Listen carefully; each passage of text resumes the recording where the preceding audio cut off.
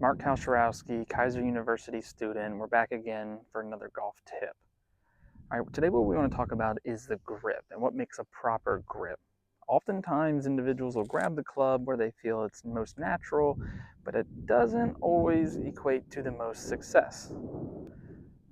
The grip is a foundational piece to a great swing. The swing obviously consists of many steps, many motions, but we want to set ourselves up with the best chance of success with a proper grip. And today I'm going to provide a little bit of a template or a checklist where we can put our players in the best chance for success.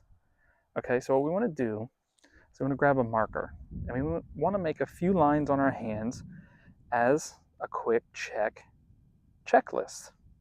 Okay, so let's start with our lead hand. What we want to do is have our hand and thumb naturally hang. Okay, create a line from the index finger to the thumb. Right, create that line. Next, we want to use this sharp edge of our knuckle. Okay, let's put a circle.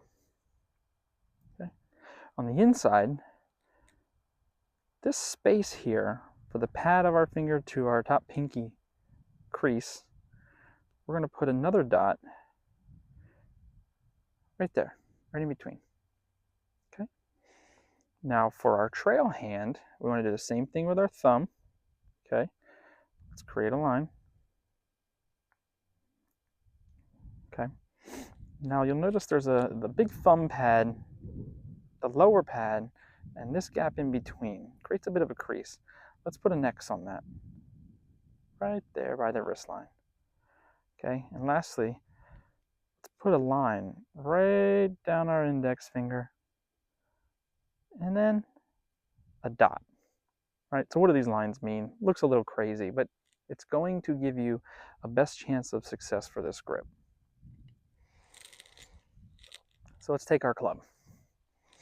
First, we want to put the butt of the club, or near the butt of the club, right on that circle. You want that circle to be on top of the club, right on top of the grip.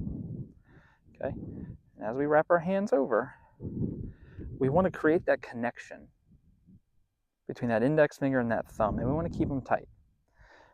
Right away, we see the V on our grip pointing somewhere from our trail ear or the trail shoulder. And that's how we know as a check that we're kind of in the right spot to be. Now we want to take the dot from the point of this knuckle, line up with the X on the trail hand. Here, have your lead hand wrap over, okay?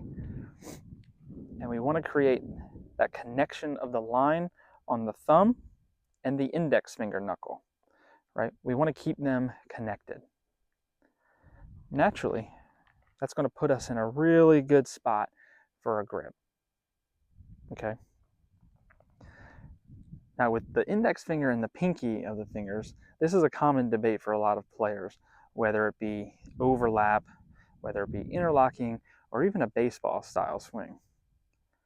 Really what you want to do is prevent separation of the fingers in the grip. That's going to be a cause for concern.